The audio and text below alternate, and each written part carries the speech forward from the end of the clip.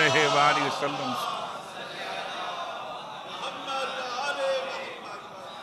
یہ ابن سوریہ کون ہے؟ یہ فدق کا یہودی ہے،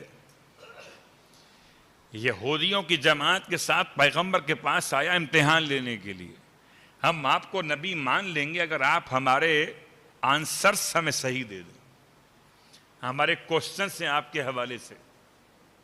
اللہ اکبر۔ ایک بات تو واضح ہو گئی، یہودی تھے، کتاب توریت پڑھ کر محمد کو پہچاننے آئے تھے۔ تو یہودیوں کا مزاج اور ہے، سعودیوں کا مزاج اور ہے۔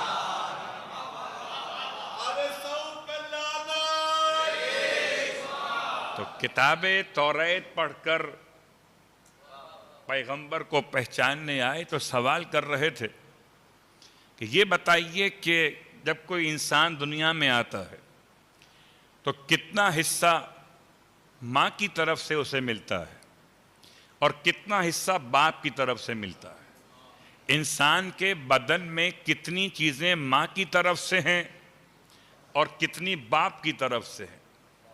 اللہ کے رسول دیکھیں، آج کے دور میں ہو سکتا ہے آپ کوئی میڈیکل آسانی سہولت کو استعمال کرتے ہوئے، کوئی ریسرچ کرتے ہوئے آج شاید آپ پہچان لیں کہ ماں کے جرمز انسان کے لیے کیا قائم کرتے ہیں اور باپ کے جرمز انسان کے لیے کیا پارٹیسپیٹ کرتے ہیں اس کی باڈی بناتے ہوئے۔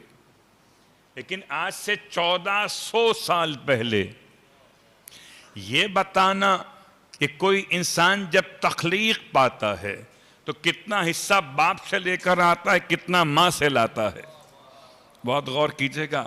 ارشاد فرمایا اللہ کے حبیب نے کہ 3 لاتا ہے باپ سے، 4 لاتا ہے ماں سے۔ 3 لاتا ہے باپ سے اور 4 لاتا ہے ماں سے، مل کے 7 ہو جاتے ہیں۔ اگر جملہ یہاں پر ختم ہو جاتا تو ہم پوچھتے کہ وہ 3 کون سے ہیں اور وہ 4 کون سے ہیں؟ اللہ کے حبیب نے ارشاد فرمایا 3 چیزیں جو انسان کو باپ سے ملتی ہیں خلقت جسم کے اعتبار سے، ان میں سے ہڈیاں 1، رگیں 2، اعصاب 3۔ بہت غور کیجئے گا، ہڈیاں، رگیں اور اعصاب انسان کو باپ سے ملتے، اور گوشت اور خون اور بال اور ناخن یہ انسان کو ماں سے ملتے ہیں۔ تو یہ دونوں سے مل کے 7 ہو جاتے ہیں، 7 رہتے ہیں۔ آپ 7 ہیں کہ نہیں؟ اللہ کے رسول نے جو ارشاد فرمایا، لفظ ہدایت کے اعتبار سے کون بتائے گا؟ اللہ اکبر، کہ کس طریقے سے اللہ نے ہدایت کے مسئلے پر ہدایت کو فطرت میں رکھا۔ ہدایت کو رکھا تو فطرت میں تکوین کے اعتبار سے بتایا، اپنے مصطفیٰ کو تعظیم کے اعتبار سے۔ بھئی یا تو پیغمبر نے کوئی لیبارٹری میں ٹیسٹ کیا ہو، یا تو پیغمبر نے لیبارٹری میں کوئی ٹیسٹ کیا ہو۔ عجیب بات ہے، مسلمان تو پیغمبر کا بائی پاس کروا رہے ہیں، اور پیغمبر انسان کے نطفوں کی حقیقت بتا رہے ہیں۔ اگلا سوال، اللہم صلی اللہ علیہ وسلم۔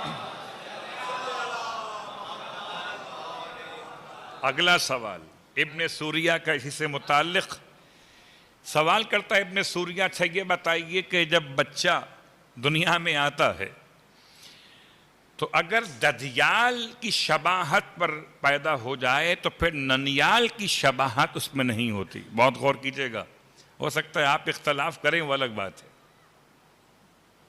ہو سکتا ہے آپ قبول نہ کریں تو نہ کیجئے گا، ہم تو یہودیوں کی بات کر رہے ہیں۔ وہ کہتے ہیں جب بچہ انسان دنیا میں آتا ہے تو اگر ددیال کی شباہت پر ہو تو اس میں ننیال کا مکس اپ نہیں ہوتا، بہت شباہت کے اندر، اور اگر ننیال کی شباہت رکھتا ہو تو ددیال کا مکس اپ نہیں ہوتا. اس کی وجہ کیا ہے کہ صرف ددیال پر ہوتا ہے یا صرف ننیال پہ ہوتا ہے؟ اب یہ بات تو آپ خوب جانتے ہیں کہ کس پر ہوتا ہے. اس کا فیصلہ تو بچے کی شکل و صورت پہ ہوتا ہے، اور پھر جس سے پوچھیں اس کی طبیعت پر ہوتا ہے. اگر پوچھیں بچے کے باپ سے بچہ خوبصورت ہو کہ کس پہ پڑ گیا ہے، کہتا ہے بالکل چچا پہ پڑ گیا ہے. اور اگر ذرا بدصورت تو بالکل ماموں پہ پڑ گیا ہے. بس یہی فرق ہے، جو ماموں پہ پڑ گئے وہ کہیں اور رہ گئے، جو چچا پہ پڑ گئے وہ یہاں. صلوات پڑھے محمد وآل محمد. ماموں کے پاس ہم چچا والے ہیں، ہم ماموں والے نہیں ہیں. تو اس لیے دنیا ہمیں اس طرح پہچان لے. اب باپ سے پوچھئے تو بچہ اگر خوبصورت ہو تو باپ تعریف کرتا ہے کہ جناب بالکل اپنے چچا پہ گیا، اپنے دادا پہ گیا، اپنے باپ پہ گیا ہے. ددیال کی تعریف کرتا ہے. اور اگر بچہ بدصورت ہو، ذرا کالا موٹا سا ہو، ذرا ایسا ہی ہو، بالکل اپنی ماموں پہ پڑ گیا ہے. پتہ چلا اچھا قبول کرتے ہیں اور ٹیڑھا وغیرہ قبول نہیں کرتے. اور اس کے بالکل یہی مسئلہ اگر ماں سے پوچھئے بچے کی، تو بچہ اگر خوبصورت ہو تو ماں کہے گی جی بالکل اپنے خالہ پہ پڑ گیا ہے، اپنے ماموں پہ پڑ گیا ہے. اور اگر ذرا سا بچہ بدصورت ہو تو بالکل اپنے باپ پہ گیا ہے. لیکن یہ حقیقت ہے کہ سوال اللہ کے رسول کی بارگاہ میں کیا گیا تھا، اور اگر کوئی مکس اپ ہونے کی گنجائش ہوتی تو اللہ کے حبیب جواب میں ارشاد فرما دیتے. سوال کیا تھا کہ یا صرف ددیال پر رہتا ہے یا صرف ننیال پر رہتا ہے. 1400 سال پہلے ہدایت تکوینیہ کی بنیاد پر خدا کس کو کیسا بنانے والا ہے؟ اللہ اکبر. شکم مادر میں 3 اندھیرے پردوں میں جب خدا بنائے گا تو ددیال پہ بنائے گا، ننیال کیوں نہیں آ سکتا؟ جب ننیال پہ بنائے گا تو ددیال کیوں نہیں آ سکتا؟ اللہ کے رسول نے جواب میں ارشاد فرمایا کہ وقت انعقاد، جب عمارت رکھی جا رہی ہوتی ہے انسان کی خلقت کی، وقت انعقاد دونوں شخصیات میں والد اور والدہ جس کا ماں پانی غالب آ گیا اس کا ہی خاندان بچے کے چہرے پر شباہت قائم کر لیتا ہے. اگر باپ کا غالب آ گئے ددیال کی طرف چلا جائے گا، اگر ماں کا غالب آ گیا تو ننیال پہ چلا جائے گا. پتہ چلا غالب کا آتا ہے مغلوب کا نہیں. پتہ چلا غالب کا آتا ہے مغلوب کا نہیں. تو بس سمجھ میں آ گیا جو غالب علی کل غالب ہو اسے اس کی شباہت ملے وہی تو ہے علی والا. صلوات پڑھے محمد وآل محمد.